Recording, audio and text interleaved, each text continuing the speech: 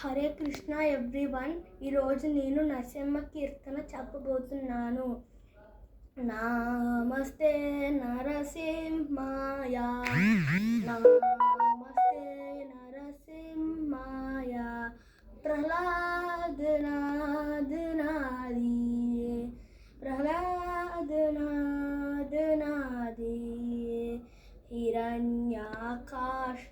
పూర్వక్షః, हिरण्याकाशे पूर्वक्षः, शिलकण्ठानकारिये, शिलकण्ठानकारिये, इतो नरसिंहा परतो नरसिंहा, इतो नरसिंहा परतो नरसिंहा, यत्तो यत्तो यामि ततो नरसिंहा, यत्तो यत्तो यामि ततो नरसिंहा, बहिर्नरसिंहो हृदये नरसिंहो, बहिर्नरसिंहो हृदये नरसिंहो, नरसिंह आदिं शरणं प्रभये, नरसिंह आदिं शरणं प्रभये, नमस्ते नरसिंहाय, प्रह्लाद नाथ नादिये,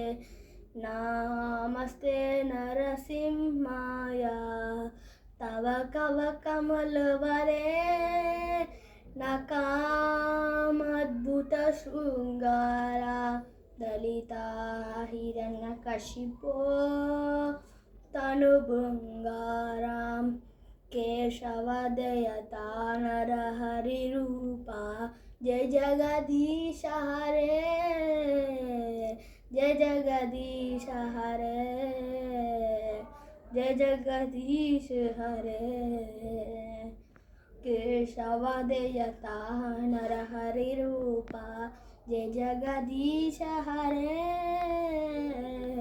जय जगदीश हरे, जय जगदीश हरे, जय नरसिंहदेव, जय नरसिंहदेव, जय नरसिंहदेव, जय नरसिंहदेव, जय प्रहलाद महाराज, जय प्रहलाद महाराज, जय प्रहलाद महाराज, जय प्रहलाद महाराज. Thank you.